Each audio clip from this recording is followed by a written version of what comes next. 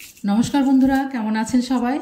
আমি মধুমিতা রান্নাঘরে আপনাদেরকে অনেক অনেক ওয়েলকাম। আজ আমি আপনাদের সঙ্গে শেয়ার করব করলার এমন দুটো রেসিপি যেটা বাচ্চা থেকে বড় সবাই কিন্তু চেয়ে খাবে। একদম তেতো লাগবে না, খুব সহজ পদ্ধতিতে একদম কুরকুরে মুচমুচে করলা দুটো রেসিপি। পুরো রেসিপিটি দেখার অনুরোধ রইল। তো চলুন রেসিপিতে ফিরে যাই। প্রথমে একটা ব্যাটার তৈরি করে নেব। তার জন্য আমি নিয়ে নিয়েছি 4 চামচ পরিমাণ বেসন। এটা ছোলার ডালের বেসন। আপনারা পরিমাণটা কম বেশি করে নিতে পারেন যেমন পরিমাণ বানাবেন। এখানে আমি নিয়ে নিয়েছি একটু মুচমুচে হয় যেন, তার জন্য এটা হচ্ছে চালের গুঁড়ো 2 চামচ পরিমাণ। আর আমার লাগবে 2 চামচ পরিমাণ কর্নফ্লাওয়ার। এখানে কিছু মশলা মিশিয়ে নেব। বেসিক মশলা লাগবে আমার কালারের জন্য একটু হলুদ গুঁড়ো, একটু রেড চিলি পাউডার, সামান্য পরিমাণে নুন বা আন্দাজ মতো নুন। সবগুলোকে দিয়ে খুব ভালোভাবে মিশিয়ে নেব। তারপরে এখানে আমি একটু তেল দিয়ে দেবো। 1 থেকে 2 চামচ পরিমাণ তেল দিয়ে একটু ভালো করে ময়াম করে নেব। তারপর লাগবে আমার এখানে জিরের গুঁড়ো, ধনের গুঁড়ো এবং একটু গরম মশলা গুঁড়ো। সব মশলাগুলোকে খুব ভালোভাবে মিশিয়ে নেব।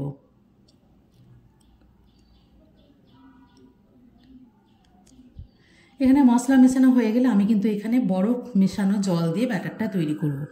আপনারা চাইলে নর্মাল জলে করতে পারেন, কিন্তু নর্মাল জলের মধ্যে একটু বরফ মিশিয়ে করলে এটা অনেকটা মুচমুচে হয় খেতে, এবং অনেকক্ষণ পর্যন্ত ঠান্ডা হয়ে গেলেও মুচমুচে থাকে।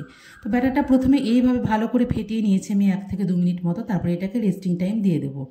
এদিকে আমি করলাগুলোকে একটু গোল গোল করে কেটে নিয়েছি। তো এখানে আমি মিশিয়ে দেব কিছু হলুদ গুঁড়ো, লঙ্কার গুঁড়ো, জিরের গুঁড়ো, ধনের গুঁড়ো এবং পরিমাণ মতো লবণ। এছাড়াও লাগবে আমার কোটিংয়ের জন্য একটু বেসন।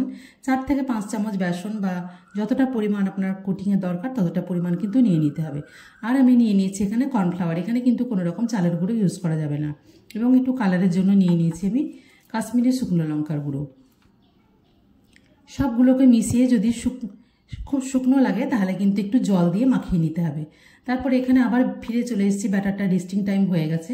এখানে আমি দিয়ে দিয়েছি সামান্য পরিমাণে খাবার সোডা বা সোডিয়াম বাইকার্বনেট। আর লাগবে আমার একটু পোস্ত এবং একটু কালো জিরে। তারপরে আবার একটু বরফ মেশানো জল দিয়ে আবার ভালো করে ফেটিয়ে একটা মিডিয়াম ব্যাটার তৈরি করে নিতে হবে। খুব পাতলাও হবে না, খুব ঘনও হবে না ব্যাটারটা।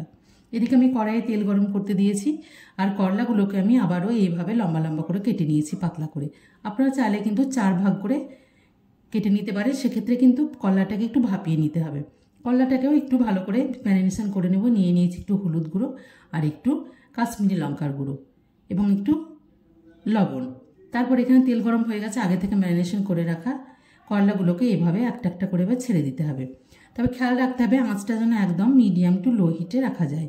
তারপর বারবার নেড়ে চেড়ে জোরগুলোকে একটু ছাড়িয়ে দিতে হবে এবং নর্মাল টু মিডিয়াম হিটে এগুলোকে লাল হওয়া অবধি একটু ভেজে নিতে হবে। যখন এইভাবে একটু কালার চলে আসবে এবং এগুলো দেখতে একটু মুচমুচে লাগবে তখন খুব ভালোভাবে তেল ঝরিয়ে এগুলোকে তুলে নিতে হবে এবং একটু ঠান্ডা হওয়ার জন্য অপেক্ষা করতে হবে।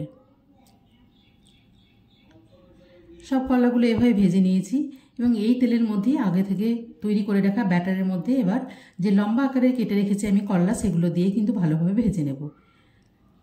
খাবার সময় কিন্তু একটুও তেতো লাগবে না এবং খেতে অত্যন্ত সুন্দর লাগবে। যে কোনো গরম গরম দুপুরের ভাতের সঙ্গে বা রাত্রির ডিনারেও কিন্তু এই করলার রেসিপিগুলো খাওয়া যায়। বাড়িতে বানিয়ে অবশ্যই আবার দেখবেন, ট্রাই করবেন। এভাবে ব্যাটার বানিয়ে এভাবে করলা দিয়ে একটু ভেজে সব করলাগুলোকে এভাবে আমি দিয়ে দেবো। এইভাবে 4 থেকে 5টা প্রথমে দিয়ে দিয়েছি। তারপরে একটা পিঠ হয়ে গেলে এগুলোকে তারপরে কিন্তু একটু উল্টে দেব। দেওয়া মাত্রায় কিন্তু এগুলো খুব সুন্দরভাবে ফুলেও গেছে। একদম মুচমুচে হওয়া অবধি এটাকে মিডিয়াম আঁচে কিন্তু ভেজে তুলব। ভাজতে ভাজতে যখন এরকম লাল হয়ে যাবে তখন ওগুলোকে এভাবে তেল ছেড়ে ভালো করে তেলটা ঝেড়ে একটু তুলে নেব। আমার এই রেসিপিটি যদি ভালো লাগে আমার চ্যানেলটিকে সাবস্ক্রাইব করবেন, লাইক, শেয়ার এবং কমেন্ট করে আমার পাশে থাকবেন।